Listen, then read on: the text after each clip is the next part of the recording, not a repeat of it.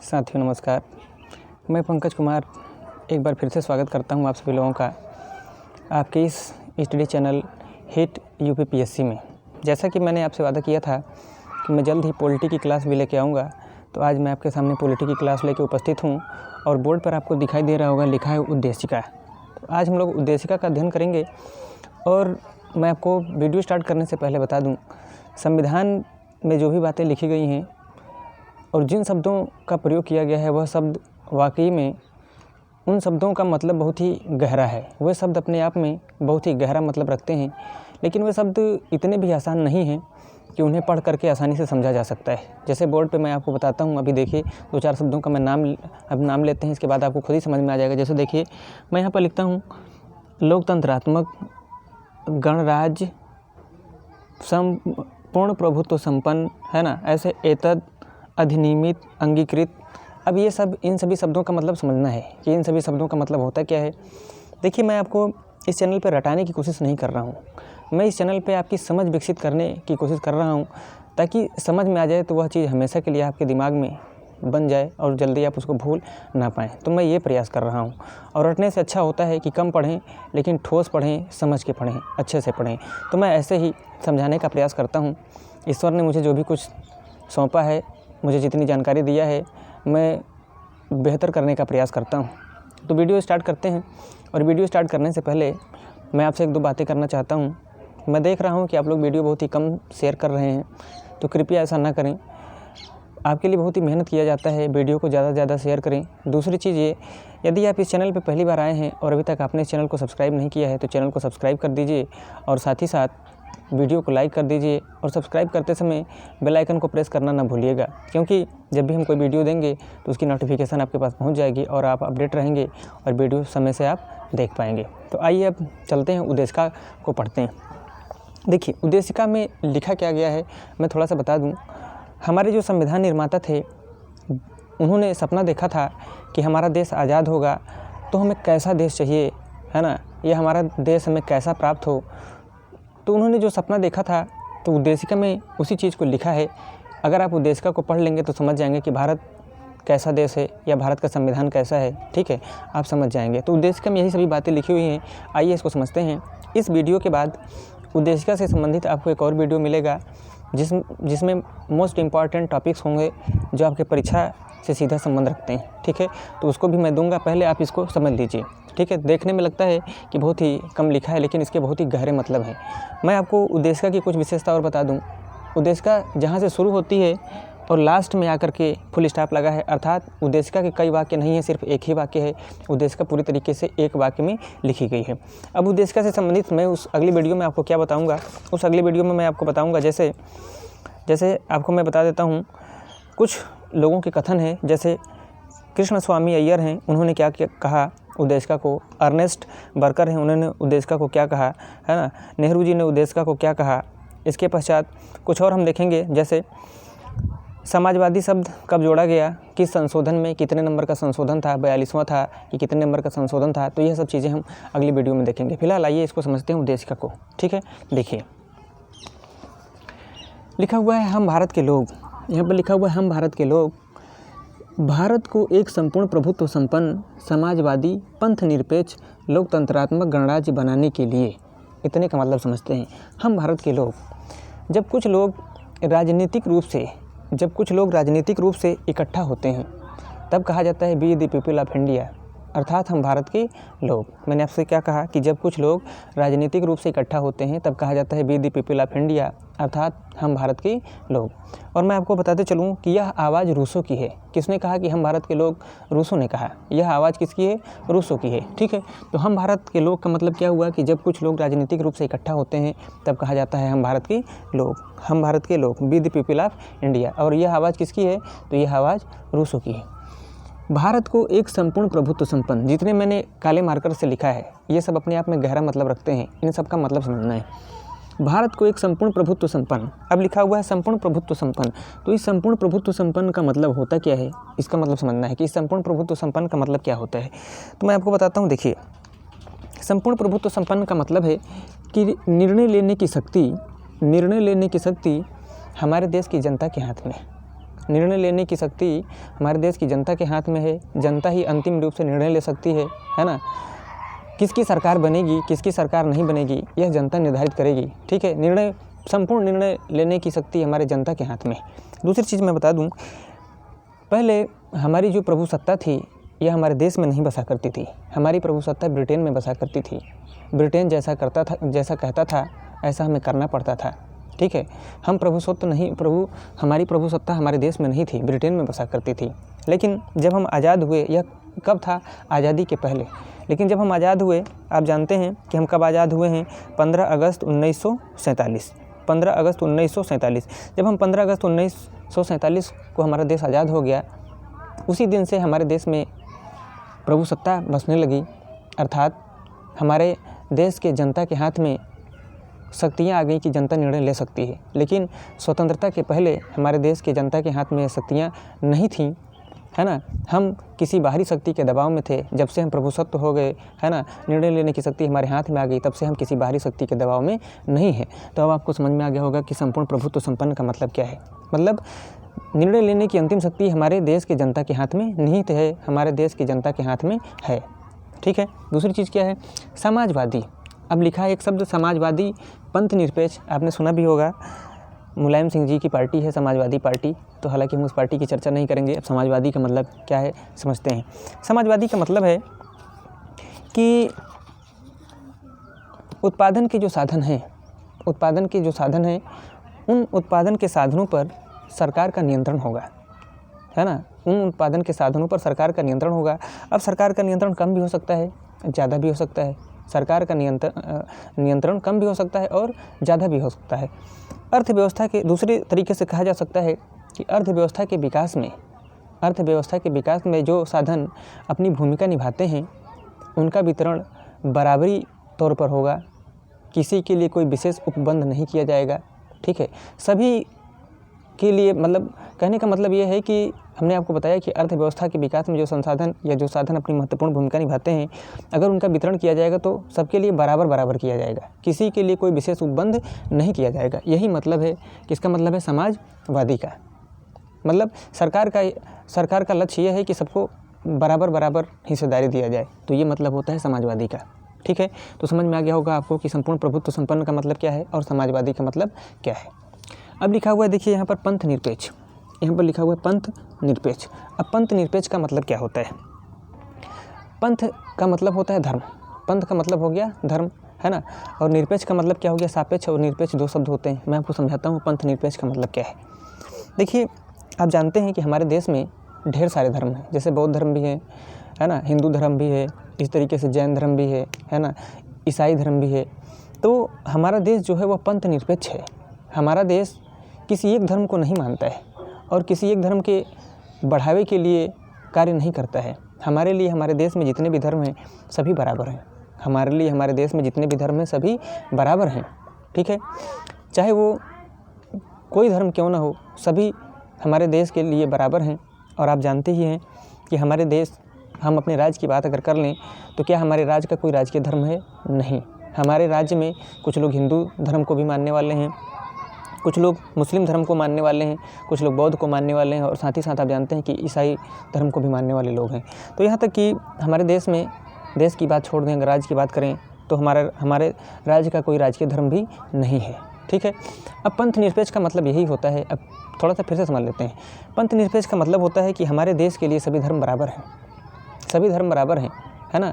कोई धर्म हमारे लिए बड़ा नहीं है और ना ही कोई धर्म हमारे लिए छोटा है। आपने देखा होगा कि अगर सरकार कहीं पर मंदिर बनवाती है तो जो हमारे मुस्लिम भाई लोग हैं हज करने जाते हैं तो उनके हज की व्यवस्था भी करती है ना।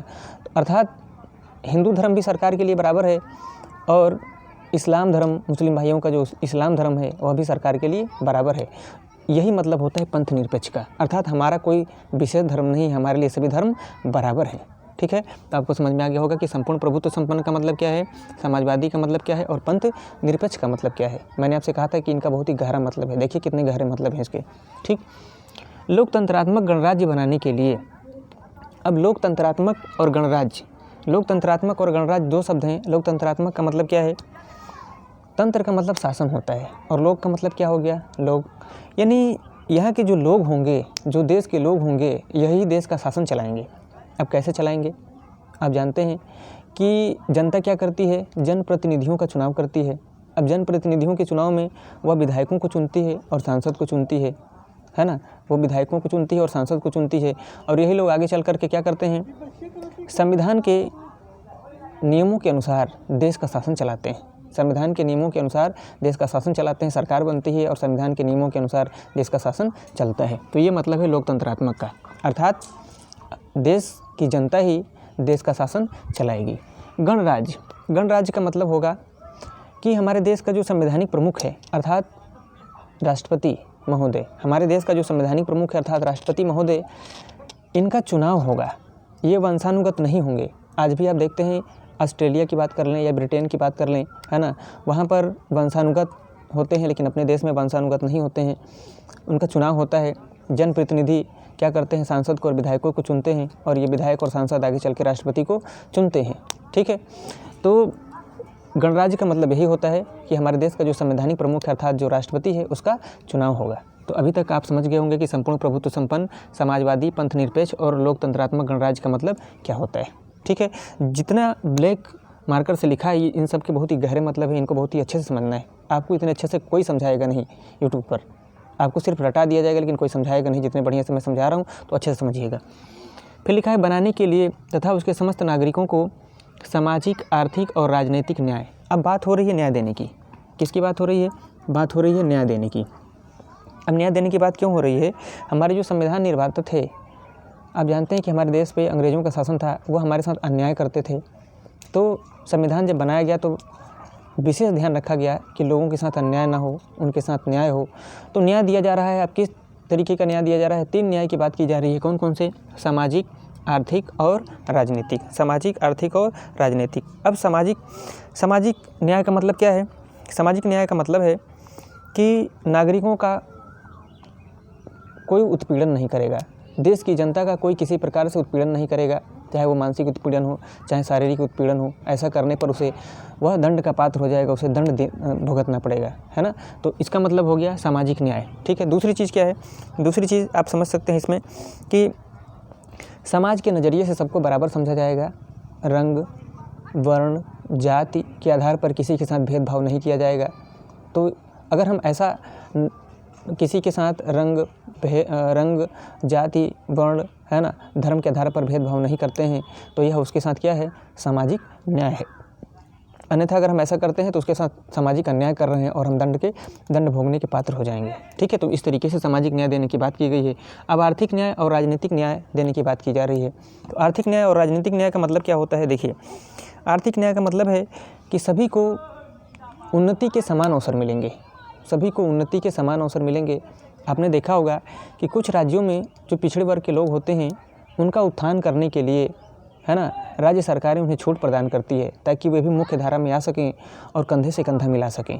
ठीक उसी प्रकार से जैसे एक माँ होती है और उसके परिवार में उसके मान लीजिए 3-4 बच्चे हैं, और वह बच्चा जो सबसे ज़्यादा कमज़ोर होता है, माँ उस पर सबसे ज़्यादा ध्यान देती है क्योंकि वो काफ़ी कमज़ोर है, और जो हट्टा कट्टा है, हष्ट पुष्ट है, उस पर ध्यान देने की कोई आवश्यकता ही नहीं है।